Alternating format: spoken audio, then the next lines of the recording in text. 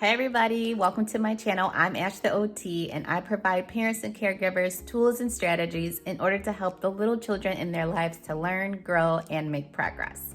So in today's video, I'm going to be sharing with you 6 different strategies that you can use if you have a child that is a sensory seeker. Oh, and just in case you have not watched my video about how to determine whether or not you have a child that is a sensory seeker, make sure you watch that video first, and then you can go ahead and come back to this video to figure out what are some solutions that you can use. I will link that video in the description below and also at the end of the video so you can catch that one as well.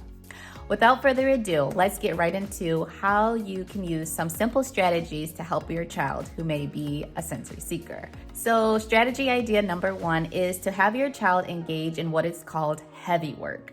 So heavy work basically just means any activity that you engage in that really challenges and works your muscles and your joints. So it can be things such as pushing something heavy, pulling something heavy, carrying or lifting something heavy. In terms of a child, it could be something like pushing their toy cart around with toys inside. It could be you filling up a pillowcase and having your child to like pull it across the floor. It could be having your child to go to the park and hang from the monkey bars or climb up a ladder at the playground, or even squeezing like putty or Play-Doh, really working their muscles, or even helping you around the house with like pushing the vacuum cleaner or wiping the tables. You can also have your child to engage in sensory bins where they're like scooping and pouring like beans and rice and things of some weight. So that is what heavy work is just a way to provide more input to our muscles, which is something that helps to regulate ourselves. Tip number 2 is to provide your child with deep pressure. So deep pressure could be things such as joint compressions, where you're grabbing, like for example, their elbow area or their ankle area, and you're just kind of squeezing the joint muscles together. It could also be things like massages. It could also be things like weighted vests, or you have your child to wear a weighted vest during the day for a couple hours on, a couple hours off, depending on what your OT prescribes to you for the wearing schedule. It could also be having your child to wear a compression garment. So a compression garment could be like an undershirt that really hugs them really tightly, or some of those undergarment pants that kind of provides more compression. And basically it's kind of like a big hug that your child is getting throughout their day if they wear those compression garments.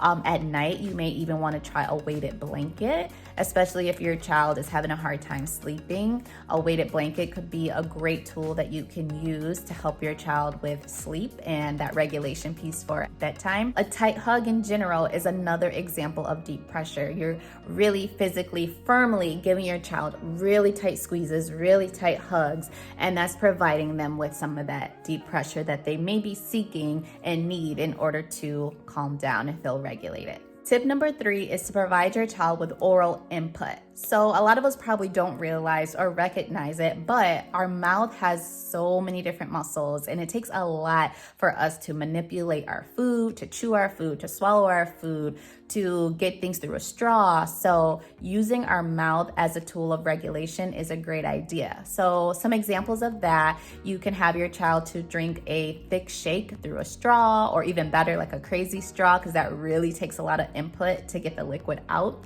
You can also have your child to even drink water from like a sports water bottle that has like the lid that you have to like really suck the water out for it to come out of the bottle.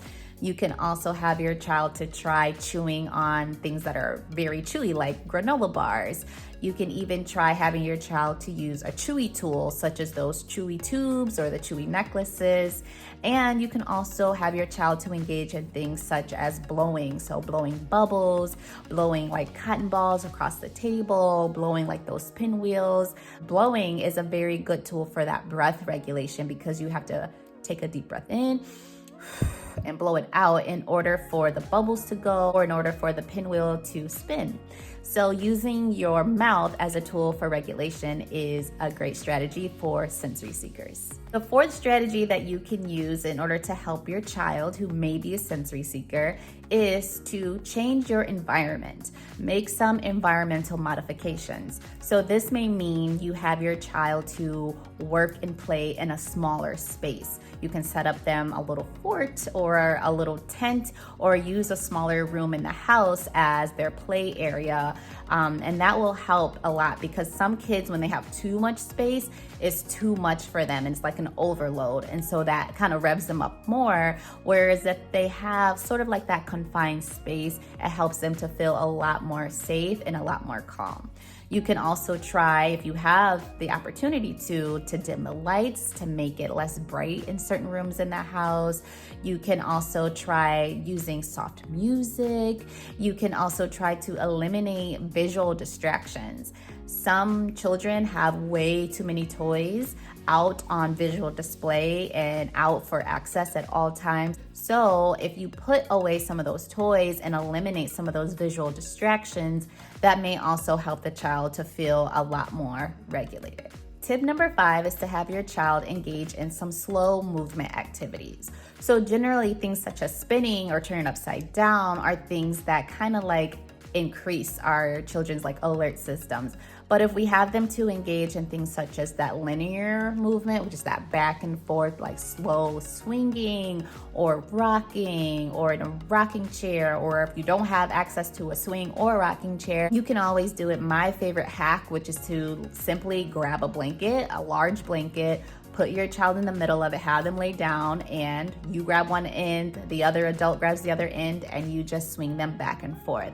That is another way to provide some calming input for your sensory seeker. Tip number 6 is to watch your mood. So as the parent or as the caregiver, it's important to know that kids definitely feed off of your energy, how you are feeling. They feed off of your mood. So if you're someone that is stressed out or have anxiety, or you are just kind of feeling a little bit elevated yourself, then sometimes your kid will also feed off of that same energy and reflect that back to you. So it's important that you find ways to help yourself to be calm and help yourself to be regulated, so that when you do interact with your child, they can do their best to kind of mirror your behavior and how you are feeling as well. So guys, I hope you enjoyed these 6 simple solutions to help your child who may be a sensory seeker. Don't forget to subscribe to my channel. Don't forget to press the notification bell so that you are aware of when I upload more videos. And don't forget to watch my other video about signs that you may have a child that is a sensory seeker. So guys, I look forward to making more videos for you. If you have any questions or comments or video ideas or things you want to learn more about to help your children, leave it in the comments below. All right, guys, until next time, bye.